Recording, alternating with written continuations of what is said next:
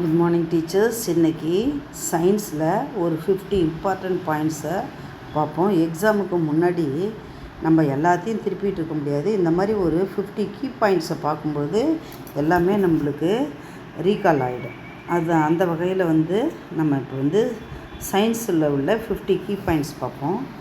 ஃபிசிக்ஸில் பார்த்திங்கன்னா அடிப்படை அலகுகள் எஸ்ஐ யூனிட்ஸ்: நீளம் மீட்டர், நிறை கிலோகிராம், காலம் வினாடி, வெப்பநிலை கெல்வின், மின்னோட்டம் ஆம்பியர், ஒளிச்செறிவு கேண்டிலா, பொருளின் அளவு மோல். ஒவ்வொரு யூனிட்டாக நம்ம பார்த்துட்டோம். வழி அலகுகள் இதுதான் மெயின் அலகு.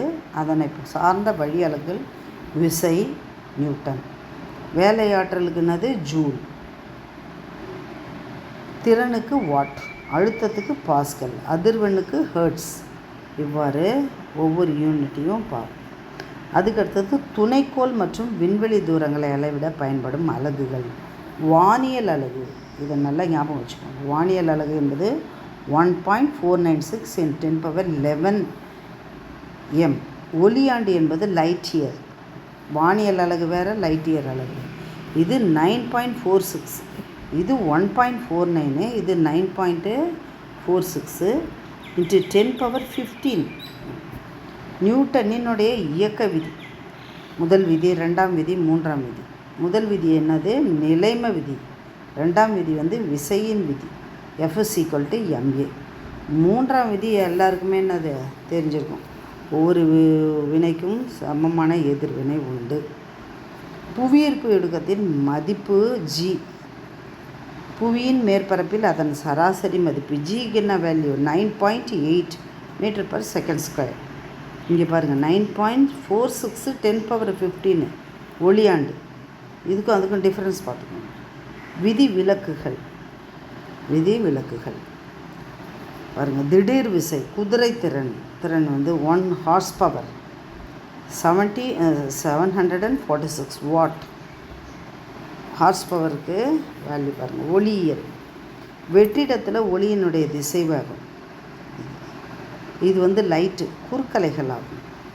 இது சவுண்டு திண்மத்தில் தான் நல்லா பாயும் தன்மை கொண்டது. இங்கே பாருங்கள். கண் குறைபாடுகள்: மயோஃபியா கண் குறைபாடு குழி லென்ஸ். தூர ஹைப்பர் மெட்ரோஃபியா குறை நீக்க குவி லென்ஸ் பயன்படுகிறது. கிட்ட குழி தோண்டி எட்ட குவின்னு சொல்லுவாங்க, அதை ஞாபகம் வச்சு. Concave lens, convex lens. விண்வெளி வீரர்கள் வான்வெளியை பறக்கும்போது வானம் கருப்பு நிறமாக தோன்றும். அது எது? ஒளிச்சிதறல் இல்லாததால். பூமிக்கு நீல நிறமாக சூரிய வளிமண்டலத்தால் சிதறடிக்கப்படுகிறது. அதனால் பூமி நீல நிறம் வானமும் அதாவது நீல நிறம். கடலும் வானமும் நீல நிறம் ஏன் கண்ணேன்னு ஒரு பாட்டு வரும். அது ஒளிச்சிதறல். அது ராமன் எஃபெக்ட்ஸ் கண்டுபிடிச்சார். ஒலியியல்: ஒலி அலைகள் பரவ ஊடகம் தேவை. இவை நெற்றலைகள் ஆகும். ஊடகம் வந்தால் தான் நம்மால் போவார், இல்லைன்னா போக மாட்டார். மீடியா இருந்தால் தான் பேச்சு அதிகமாக வரும். அதே போல் நம்ம சவுண்டுக்கு என்னது? மீடியா தேவை, மீடியமே தேவை. நெற்றலைகள் இந்த பாருங்கள். நம்ம எந்த அளவுக்கு ஒலியை கேட்கலாம்? நம்மளுடைய காதுகள் கேட்கும் திறன் 20 ஹெர்ட்ஸ்லேருந்து 20,000 ஹெர்ட்ஸ் வரைக்கும் தான். அதுக்கு கம்மியாக இருந்ததுன்னா அதுக்கு பேர் குற்றொலிகள்னு பேர். அதிகமாக இருந்ததுன்னா அதுக்கு அல்ட்ராசோனிக்னு பேர். மனித உடலில் உருவாகும் எதிரொலியை நாம் தெளிவாக கேட்க வேண்டுமானால் ஒலி மூலத்திற்கும் எதிரொலிக்கும் பரப்பிற்கும் இடையே உள்ள குறைந்தபட்ச தொலைவு 17.2 மீட்டர் இருக்குது. மின்னோட்டவியலை பாருங்கள். அடுத்தது மின்தடை அலகு ஓம். இங்கே பாருங்கள், ஓம். மின் கடத்தும் திறன் அலகு மோ அல்லது சீமென்ஸ். பக்க இணைப்பு முறையில் கொடுக்கப்படுகிறது. மின் உருகு இழை: அதிக மின்தடையும் குறைந்த உருகு நிலையும் கொண்ட காரியம். அதிக மின்தடை, உருகு நிலை குறைந்தது. நிக்ரோம் கம்பி பயன்படுத்தப்படுகிறது. அதில் அணுக்கரு இயல்பியல்: அணுக்கரு உலைகளில் தணிப்பானாக கனநீர் பயன்படுகிறது, ஹெவி வாட்டர். அதுக்கடுத்தது கெமிஸ்ட்ரி பாருங்கள். கெமிஸ்ட்ரி அது ஃபிசிக்ஸில் ஒரு 14 பாயிண்ட்ஸு. அதுக்கடுத்தது 15th கெமிஸ்ட்ரியில் அறை வெப்பநிலை திரவ நிலையில் ஒரே உலகம் வந்து பாதரசம். திரவ நிலையில் அலோகம் எது? புரோமின். இங்கே பாருங்கள், அறை வெப்பநிலையிலே என்னது லிக்விடாக இருக்கும். கத்தியால் வெட்டும் அளவுக்கு மிக மென்மையான கார உலோகங்கள் சோடியம் மற்றும் பொட்டாசியம். தானாகவே எரியும் சோடியம், மண்ணெண்ணெயில் வைக்கப்படுகிறது, இல்லாட்டி பற்றிட்டு எரியும். ஆவர்த்தன அட்டவணை, தனிம வரிசை அட்டவணை. 18 தொகுதிகள் 7 தொடர்கள். நாடகம் மாதிரி நினச்சிக்கணும். அடுத்தது பாருங்கள், தொகுதி 1 எழுத்துக்கள் கார உலோகங்கள், தொகுதி 2 கார மண் உலோகங்கள், ஹாலஜன்கள், உப்பினிகள், மந்த வாயுக்கள் எனப்படும். அமிலங்கள் மற்றும் காரங்கள். 7 விட குறைவாக இருந்தால் அமிலம், 7 விட அதிகமாக இருந்தால் காரம். நடுநீர்னாக்கா pH மதிப்பு 7. இரத்தத்தினுடைய pH லெவல் பார்த்திங்கனாக்கா 7.4. அமிலம் நீல லிட்மஸ் தாளை சிவப்பாக மாற்றும். ஏதாவது ஒன்றை ஞாபகம் வச்சுக்கோங்க, இன்னொன்று ஞாபகம் தானாக வந்துடும். எறும்பின் கொடுக்குகளில் வந்து ஃபார்மிக் மெத்தனோய்க்கனிங். ராஜ திரவகம் என்று அழைக்கப்படுவது எது? தங்கம் மற்றும் பிளாட்டினத்தை கரைக்கக்கூடியது ராஜ திரவகம். 3 பங்கு HCl, 1 பங்கு HNO3 கலந்த கலவையாகும். அடர், ஹைட்ரோக்ளோரிக் மற்றும் நைட்ரிக் அமிலம். 3HCl, HNO3. முக்கிய வேதிப்பெயர்கள் வந்து சமையல் சோடா. பையின்னு வந்தாலே என்னது? சமையலுக்கு பை பண்ணணும். சலவை சோடா சோடியம் கார்பரேட்டுக்காரங்க சோப்பெல்லாம் வைக்கிறாங்க இல்லையா, அதை சோடியம் கார்பனேட்.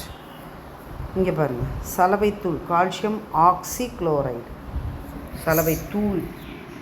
பாரிசாந்து என்பது முறிந்த எலும்புகளை ஒட்ட வைக்க பயன்படுகிறது. இதன் வேதிப்பெயர் என்னது? Calcium sulphate hemihydrate. சயின்ஸ் மேஜராக இருக்கிறவங்க படிச்சுடுவீங்க. மேக்ஸ் மேஜராக இருக்கிறவங்க இந்த ஹின்ஸ் கண்டிப்பாக யூஸ்ஃபுல்லாக இருக்கும். கண்டிப்பாக இந்த ஹின்ஸை நோட்ஸ் எடுத்து வச்சுக்கோங்க, எக்ஸாமுக்கு முன்னாடி ரீகால் பண்ணிங்க. சயின்ஸ் டீச்சர்ஸாக இருந்தால் உங்களுக்கு இது ரத்தத்திலே ஊறி இருக்கும்.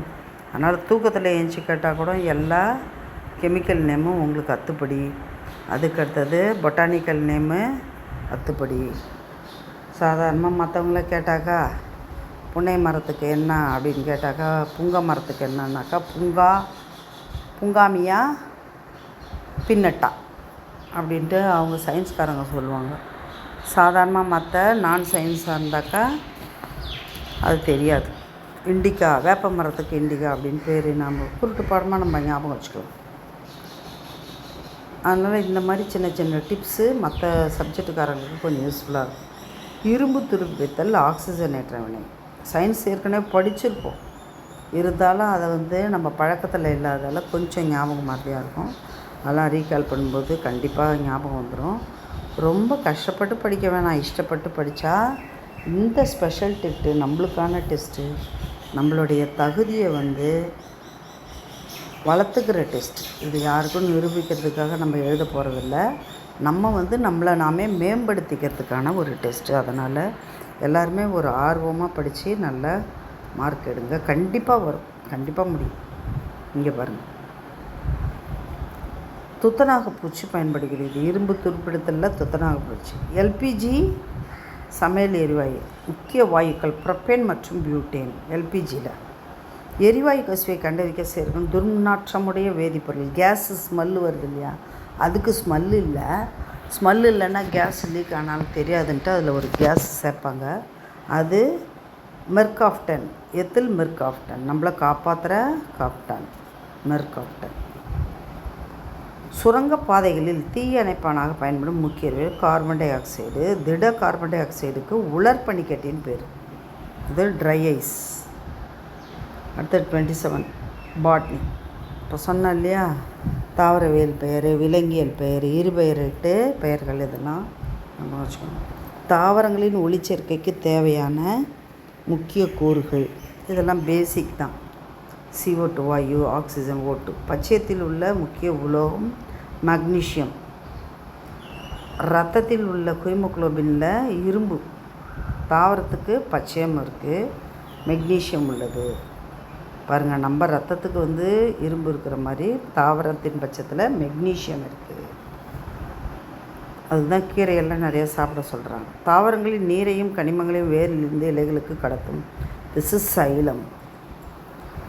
உணவை வந்து தாவரத்தின் பிற பகுதி. இவர் வந்து ஃப்ளோயம் என்ன செய்வார், நம்மளுக்கு ஃபுட்டு கொடுப்பார். ஃப்ளோயம் ஃபுட்டு கொடுப்பாரு, சைலம் வாட்டர் கொடுப்பார். அப்படி ஞாபகம் வச்சுக்கோங்க. தாவர ஹார்மோன்கள் தாவரங்களுக்கு நீட்சிக்கான காரணமான ஹார்மோன்கள். ஆக்சிஜன்கள் கனிவிடை பகுதி நீட்சிக்கு உதவுகிறது. ஜிப்ரலின்கள் செல் பிரிதலுக்கு உதவுவது.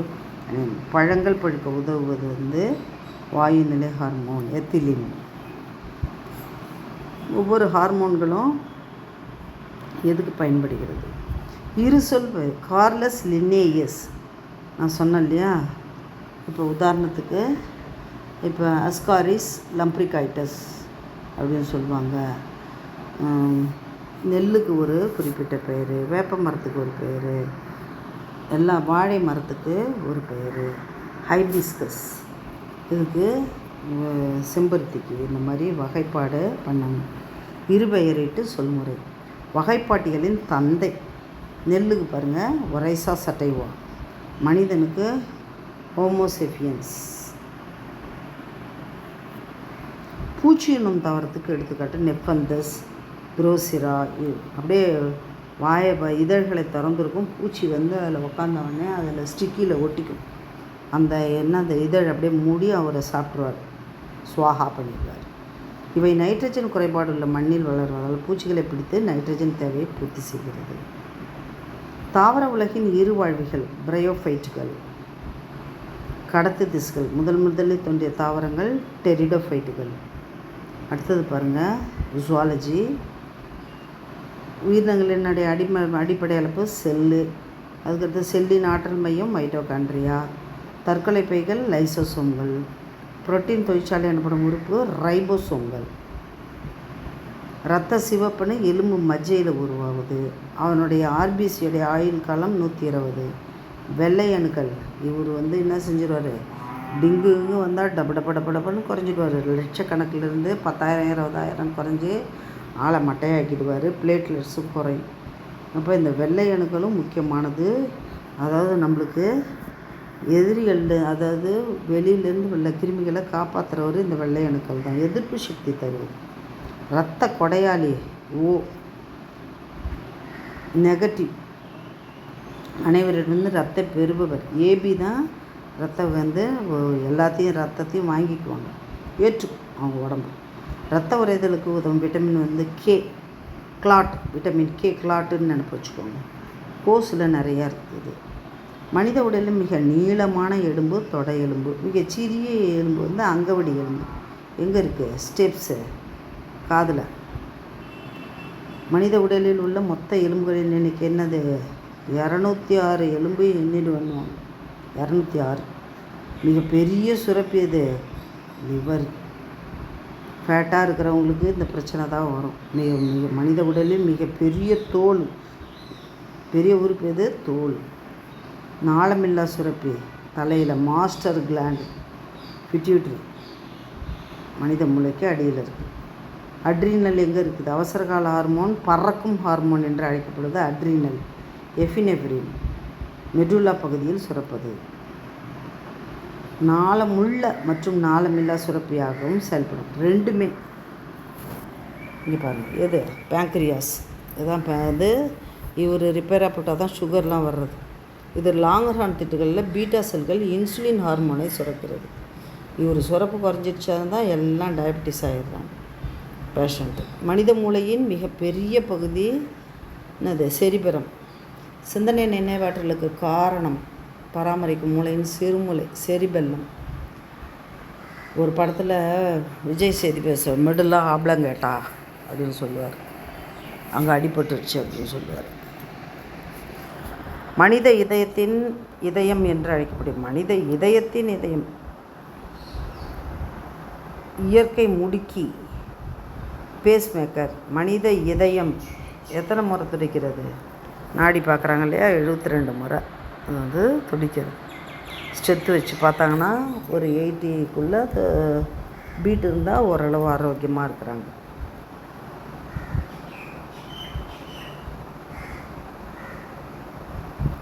இங்கே பாருங்கள், ஊட்டச்சத்து நோய்கள் சுற்றுச்சூழல் இதில் ஒரு 5 பாயிண்ட்ஸ். விட்டமின் குறைபாட்டு நோய்கள்: விட்டமின் ஏ மாலைக்கண், vitamin B beriberi, C scurvy, எஸ்ன்னு வருது பாருங்கள். ஏ இந்த கேரட்லாம் சாப்பிட்டா இந்த மாலைக்கண் நோய் வராது. ஸ்கர்வி என்பது பல்லில் ஈரில் ரத்தம் போயிட்டே இருக்கும். விட்டமின் டி ரிக்கட்ஸ் எலும்புரிக்கி நோய். மாலைக்கண் மற்றும் தோல் நோய்களை தடுக்கும் விட்டமின் ஏ அதிகமுள்ள உணவு கேரட்டு, மீன் எண்ணெய், பப்பாளி. ஆரஞ்சு நிறமாக உள்ள பொருள்கள் விட்டமின் ஏ இருக்குது. விட்டமின் டி சூரிய ஒளி, சில மாத்திரைகளும் கிடைக்கிது. அதனால் விட்டமின் டி சூரிய ஒளியில் அதிகமாக இருக்குது. தாது உப்பு குறைபாடுகள்: முன்கழுத்து கடலை வரும். அயோடின் குறைவாக இருந்தால் முன்கழுத்து கடலை. இரும்பு சத்து குறைவுன்னா இரத்த சோகை, அதனால் அதை பார்த்துக்கோங்க. கால்சியம் குறைபாடுனா எலும்பு பலவீனம். இதெல்லாம் சாதாரணமாக எழுதிடலாம். புரதச்சத்து குறைபாட்டால் குழந்தைகளுக்கு ஏற்படும் குவாஷியர்கர் மற்றும் மராஸ்மஸ். அப்படியே வயிறு வீங்கி போய் காலெலாம் ஒட்டி போய் நல்ல வறுமையின் பிடியில் பஞ்சத்தில் அடிப்பட்ட பிள்ளைங்க மராமஸு குவாஷியர்கர்னு சொல்லுவாங்க. உப்பிய வயிறு மற்றும் முகம் மட்டும் வீங்கியிருக்கும். மராமஸ் என்பது எலும்பும் தோலுமாக ஷப்பையாக கிடக்கும். அதுதான் மராஸ்மஸ். முக்கிய தடுப்புகள்: காசநோய்க்கு என்னது பிசிஜி, டெட்டனஸ், டிபிடி, கக்குவான், ரணஜன்னி, எம்எம்ஆர், தட்டம்மைக்கு போடுறது, பொண்ணுக்கு வீங்கி, ரூபெல்லா போன்றது. சுற்றுச்சூழல் லாஸ்ட் பாயிண்ட் பாருங்கள். சுற்றுச்சூழல் மற்றும் வாயுக்கள்: உலக வெப்பமயமாக்கலுக்கு குளோபல் வார்மிங் முக்கிய காரணமான பசுமை இல்ல வாயு கார்பன் டை ஆக்சைடு, அமில மழைக்கு காரணமான வாயுக்கள் சல்ஃபர் டை ஆக்சைடு மற்றும் நைட்ரஜன் ஆக்சைடுகள் ஓசோன் படலத்தை பாதிக்கும் ஃப்ளோரோ கார்பன். இவையெல்லாம் தான் உங்களுக்கு கொடுக்கக்கூடிய டிப்ஸு. அதனால் நல்ல உங்களுக்கு எல்லாம் தெரியும். சயின்ஸ் டீச்சர்ஸாக இருந்தால் இந்த டிப்ஸு உங்கள் மனசுலே இருக்கும். மற்ற சயின்ஸ் டீச்சர் அல்லாத ஆசிரியர்கள் சயின்ஸை எடுத்திங்கன்னா இதை ஒரு நோட்டு போட்டு எழுதிங்க. எக்ஸாமுக்கு முன்னாடி இந்த 50 பாயிண்ட்ஸையும் ஒரு கிளான்ஸ் பார்த்துக்கோங்க. இது ரிலேட்டடாக நீங்கள் ரீகால் பண்ணிக்கிட்டு எக்ஸாமை நல்லபடியாக சயின்ஸில் 30க்கு 30 வாங்க. Thank you teachers.